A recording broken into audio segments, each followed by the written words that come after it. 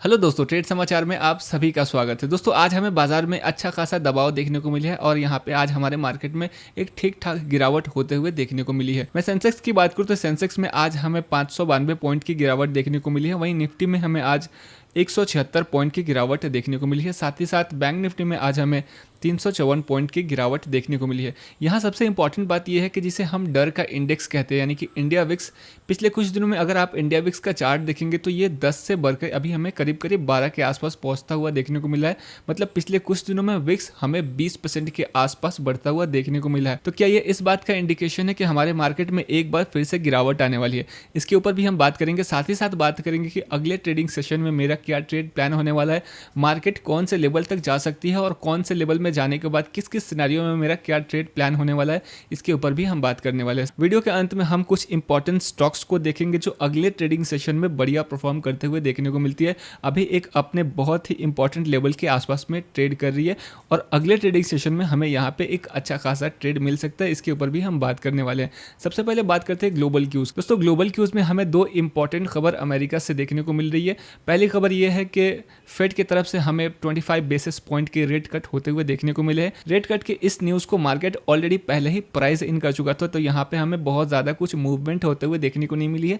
लेकिन यहाँ पे एक बहुत इंपॉर्टेंट बात पावेल साहब ने कही है। उन्होंने कहा है कि दिसंबर के महीने में जो अगली मीटिंग होने वाली है फेड की, तो वहाँ पे इस बात के संकेत दिए है कि हो सकता है कि मार्केट में अगला जो रेट कट है दिसंबर के महीने में जो उम्मीद कर रहे हैं हम, तो हो सकता है कि दिसंबर के महीने में हमें रेट कट होता हुआ देखने को नहीं मिले। उन्होंने कहा है, पावेल साहब ने कहा है कि इस बात की कोई गारंटी नहीं कि यहाँ पे हमें दिसंबर में हम रेट कट करने वाले हैं। इस रेट कट का इफेक्ट हमारे मार्केट के ऊपर कैसा होने वाला है, इसके ऊपर थोड़ी सी बात कर लेते हैं। आपको पता है कि यूएस के अंदर में जब भी रेट कट होता है, मतलब वहाँ पे जो इंटरेस्ट है, इंटरेस्ट में हमें गिरावट देखने को मिलती है। इंटरेस्ट के जो रेट है वहाँ पे हमें कटते हुए देखने को मिलते हैं। अभी देखना ये होगा कि जो एफआईआईज बॉन्ड्स में पैसे लगाते हैं, अभी इस रेट कट के बाद जैसे ही बॉन्ड्स के इंटरेस्ट में गिरावट हमें देखने को मिलेगी, तो देखना होगा क्या एफआईआईज बॉन्ड्स से पैसे निकाल करके इंडियन मार्केट में लाते हैं या फिर नहीं लाते हैं। अगर मैं इमर्जिंग मार्केट्स की बात करूँ, हमारे आसपास के मैं मार्केट्स की बात करूँ जो इमर्जिंग मार्केट्स है, उन सारे मार्केट्स ने हमसे बेहतर परफॉर्म किया है इस साल। इस साल हमने बहुत अच्छा खासा परफॉर्म नहीं किया, इसलिए देखना जरूरी है कि क्या एफआईआईज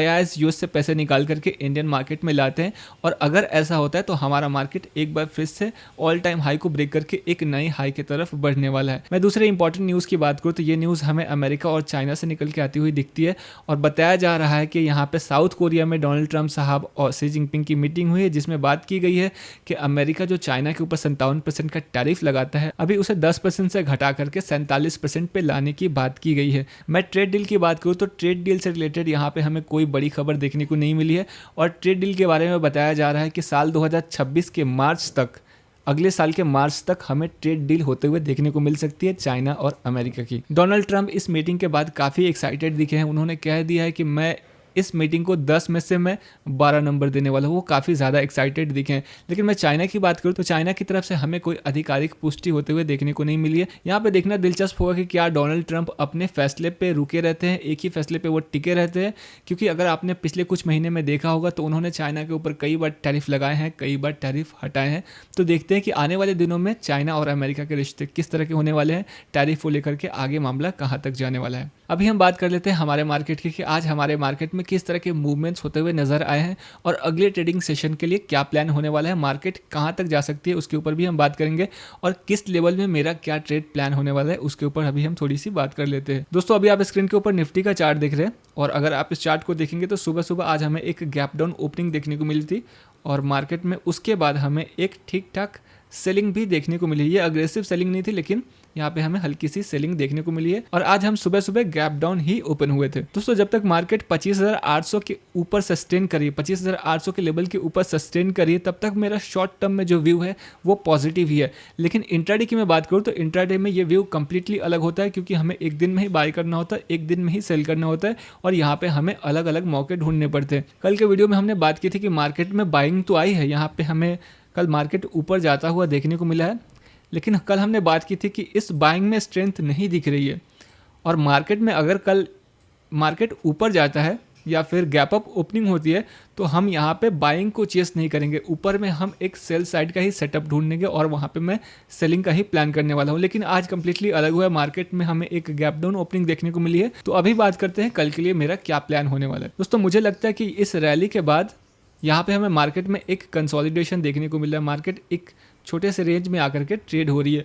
यहाँ पे मेरा व्यू बिल्कुल सिंपल है, सपोर्ट लेवल के पास आएगी तो मैं बाय करूंगा और रेजिस्टेंस लेवल के पास जाएगी तो मैं यहाँ पे सेल करूंगा। इसी व्यू के साथ कल हमने ट्रेड प्लान किया था कि मार्केट में अगर रेजिस्टेंस लेवल के पास बाजार जाता है या फिर हमें गैप अप ओपनिंग होते हुए देखने को मिले तो मैं वहाँ पे एक सेल साइड का ही ट्रेड प्लान करूंगा। लेकिन अभी मार्केट वापस नीचे आ गई है तो मैं बात करूँ कि कल के लिए मेरा यहाँ पे क्या ट्रेड प्लान होने वाला है। मार्केट अभी अपने सपोर्ट लेवल के आसपास में आकर के ट्रेड कर रही है। दोस्तों कल के प्लान की बात करें तो मार्केट में अगर हमें कल यहाँ पे ओपनिंग होते हुए देखने को मिलती है या फिर थोड़ी सी गैप डाउन ओपनिंग देखने को मिलती है या फिर थोड़ा सा गैप अप ओपनिंग देखने को मिलती है और इन तीनों सिनेरियो में मार्केट अगर नीचे आती है और इधर लेवल तक आती है, यहाँ पे 25,800 के लेवल के आसपास में अगर आती है तो मेरा यहाँ पे प्लान होगा सिर्फ अपसाइड का। यहाँ पे मैं बाइंग के लिए ही सेटअप ढूंढूंगा, यहाँ पे मैं सेलिंग के लिए सेटअप ही ढूंढूंगा क्योंकि मार्केट अभी अपने सपोर्ट लेवल के पास आके रुकी हुई है।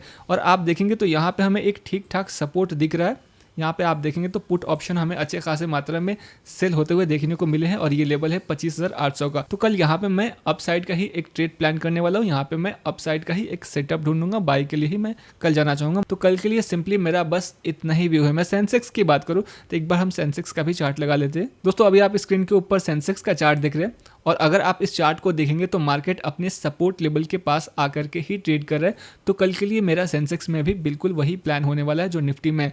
मैं आपको बताना चाहूँगा कि निफ्टी और सेंसेक्स में बिल्कुल एक जैसे ही मूवमेंट होते हुए देखने को मिलते हैं। तो यहाँ पे जो भी मेरा निफ्टी में प्लान होता है वही प्लान होता है सेंसेक्स के लिए। अभी हम बात कर लेते हैं थोड़ी सी बैंक निफ्टी की। दोस्तों अभी आप स्क्रीन के ऊपर बैंक निफ्टी का चार्ट देख रहे हैं और बैंक निफ्टी में मेरा कंप्लीटली व्यू अलग होने वाला है। मैं यहाँ पे सपोर्ट फाइंड नहीं करूंगा। क्यों नहीं करूंगा मैं आपको दिखाता हूँ। मैं यहाँ पे सपोर्ट में बाय करने बिल्कुल भी नहीं जाऊंगा क्योंकि बैंक निफ्टी अभी अपने ऑल टाइम हाई लेवल के आसपास में ही ट्रेड करिए। यहीं पे बैंक निफ्टी का हमें ऑल टाइम हाई दिख रहा है। कल के वीडियो में हमने बात की थी कि अगर हमें मार्केट में एक अपसाइड का मूवमेंट दिखता है तो हम इस अपसाइड के मूवमेंट को, इस छोटी सी रैली को ट्रेड नहीं करेंगे, चेस नहीं करेंगे, मार्केट को ऊपर निकलने देंगे और ऊपर निकलने के बाद यहाँ पे हम सेलिंग का सेटअप ढूंढेंगे या फिर अगर गैप अप ओपनिंग होती है तो यहाँ पे हम सेलिंग का सेटअप ढूंढेंगे। लेकिन मार्केट में आज हमें गैप डाउन ओपनिंग होते हुए देखने को मिली है और गैप डाउन के बावजूद भी मुझे इस तरह का कोई मजबूत सपोर्ट नहीं दिख रहा है जैसे मुझे निफ्टी में दिख रहा है, सेंसेक्स में दिख रहा है। इसलिए यहाँ पे कल के लिए मुझे सपोर्ट लेवल के आसपास में मेरा बाइंग के लिए कोई प्लान नहीं होने वाला है। अभी कुछ स्टॉक्स को देख लेते हैं जो कल के लिए अच्छा परफॉर्म कर सकते हैं। दोस्तों अभी आप स्क्रीन के ऊपर हैवेल्स का चार्ट देख रहे हैं। ये हैवेल्स का चार्ट है और अगर आप इस चीज़ को ध्यान से देखेंगे तो ये 1 घंटे के टाइम फ्रेम में हमें एक इन्वर्टेड हेड एंड शोल्डर का पैटर्न यहाँ पे बनता हुआ देखने को मिल रहा है और मार्केट अभी बहुत ही इंपॉर्टेंट लेवल में आकर के ट्रेड हो रही है। अगर मुझे इस रेजिस्टेंस लेवल का यहाँ पे ब्रेकआउट होता हुआ देखने को मिलता है तो मैं यहाँ पे एक अपसाइड का ट्रेड प्लान कर सकता हूँ इंट्राडे में या फिर मैं इस पोजीशन को स्विंग ट्रेडिंग के लिए भी कैरी कर सकता हूँ। दोस्तों अभी आप स्क्रीन के ऊपर SBI का चार्ट देख रहे हैं और यहाँ पे एक बहुत ही अच्छी चीज़ बन रही है। मार्केट में अगर हमें कल या फिर 1-2 दिन के बाद मार्केट अगर इधर तक आता है, यहाँ तक आता है तो इस लेवल के बाद मैं एक अपसाइड का ट्रेड प्लान करने वाला हूं क्योंकि यहाँ पे मुझे बहुत अच्छे खासे मात्रा में पेंडिंग ऑर्डर्स दिखे हैं या फिर यहाँ पे अच्छे खासे मात्रा में बाइंग होते हुए देखने को मिली है। और अगली बार अगर इस लेवल को रीटेस्ट करती है SBI, अगर यहाँ तक आती है तो मैं यहाँ पे एक अपसाइड का ट्रेड प्लान करने वाला हूँ। तो ये थे कल के मेरे कुछ ट्रेड प्लान और आपको मैं अभी एक बहुत ही इंपॉर्टेंट बात कहने वाला हूँ। अगर आप एक ऑप्शन बायर है या फिर ऑप्शन सेलर है, आप ट्रेडिंग सीख रहे हैं, डेरिवेटिव में ट्रेड करते हैं यानी कि ऑप्शन में ट्रेड करते हैं, तो मैं आपको एक बहुत ही इंपॉर्टेंट बात कहने वाला हूँ। आजकल हमने देखा है कि मार्केट में एक ब्रेकआउट आता है और ब्रेकआउट ऊपर सस्टेन नहीं करता है। ब्रेकआउट के बाद तो हमने ऑप्शन बाय कर लिया है और उस ब्रेकआउट के बाद मार्केट एकदम से नीचे आ जाती है या फिर अगर मार्केट नीचे ब्रेकडाउन करती है तो हमने यहाँ पे पुट ऑप्शन बाय कर लिया, उसके बाद मार्केट वापस ऊपर आ जाती है और ऐसे में मेरा स्टॉप लॉस हिट हो जाता है। तो कल के वीडियो में हमने एक ऐसी चीज़ कवर की है, अगर आप उस चीज़ का यूज़ करते हैं तो आप काफ़ी हद तक फेक ब्रेकआउट से बच सकते हैं, फेक ब्रेकडाउन से बच सकते हैं। और अगर ब्रेकआउट आता है तो आप खुद पता कर सकते हैं वो जेन्युइन ब्रेकआउट है या फिर नहीं है, ये आप पता कर सकते हैं ओपन इंटरेस्ट का डेटा देख करके। तो कल के वीडियो में यानी कि 29 अक्टूबर के वीडियो में हमने इस पर डिटेल्स में बात की है, कैसे आप इस चीज़ को देख सकते हैं और कहाँ देख सकते हैं, इसका कैसे आप यूज़ कर सकते हैं। तो उम्मीद करता हूँ कि ये वीडियो आपको अच्छा लगा हो तो आप हमें लाइक कर सकते हैं और आगे इस तरह के एनालिसिस को आप देखना चाहते हैं तो आप हमें सब्सक्राइब भी कर सकते हैं। मैं इस वीडियो का अंत एक डिस्क्लेमर के साथ करना चाहूँगा कि मैं सेबी रजिस्टर्ड एनालिस्ट नहीं हूँ। जो भी मैं आपको बातें बता रहा हूँ ये सिर्फ और सिर्फ एजुकेशनल पर्पज़ के लिए है, आप इसे प्लीज़ टिप के तौर पर नहीं लेंगे। धन्यवाद।